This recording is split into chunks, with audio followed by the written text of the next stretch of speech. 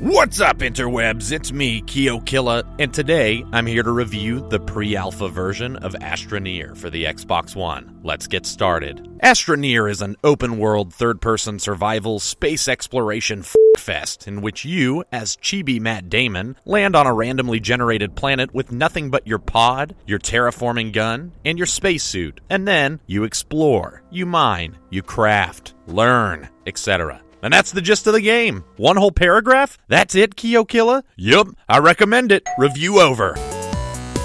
I'm just joshing you. To be honest, I was not planning on reviewing this game, nor was I planning on buying it. It just happened to pop up as a recommended game for me in the Xbox store after I had hopped on to install another game. And coincidentally, this happened just after I turned off my PS4 after hopping back into No Man's Sky to try out the new patch. Yeah, that's right. I enjoy No Man's Sky. Let's take a look at the comments of my No Man's Sky review to see how much people agree with me.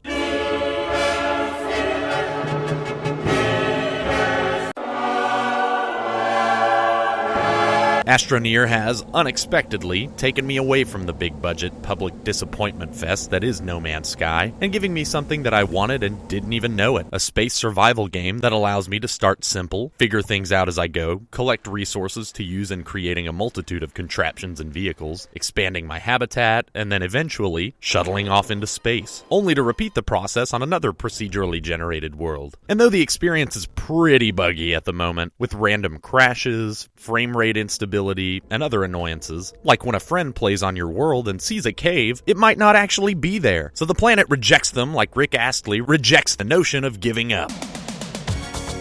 This game is pre-alpha. Bugs are to be expected. It's part of what you're doing when you drop the $20 necessary to play. You're allowed early access to a game before it's complete, and the money and feedback you provide help the company test the game as they continue to improve it. That aside, there aren't features that I've found that have an invisible wall of feature to be implemented soon. Everything that's in the game thus far works and is accessible. The graphics aren't going to set any records for realism, but they're surprisingly beautiful, even with the game's simplistic and colorful style. It's pretty incredible to come out of a cave after a long spelunking session to see a sky full of clouds, the cosmos shifting behind them, or grass waving on the ground as the wind picks up. The sound design is pretty much what you'd expect and fits the planet exploration bill nicely. The controls take some getting used to, as the game was clearly designed to be played with a mouse and keyboard, but after some frustration and acclimation, they become much more serviceable and only occasionally hamper the experience of playing the game. But overall, even with its bugs and mediocre controls, the game is easy to recommend. Its allure is the unknown, and that combined sense of exploration and progress. The longer you spend playing, the tighter its grasp gets, and you find yourself saying, okay, I'll just harvest one more stack. Or, if I extend my oxygen tether in here real fast, I can come right back out and log off. That excitement in starting with nothing, and then minutes and hours later, watching your settlement grow in whatever way you want it to. And then, of course, eventually, being able to blast into space, only to explore another randomly generated planet. And one of the best parts of all of this is that you can enjoy the game with up to 3 other friends. If you have an Xbox One or PC and what you've seen has interested you, I think it's hard to go wrong with the astronaut pioneer simulator, Astroneer.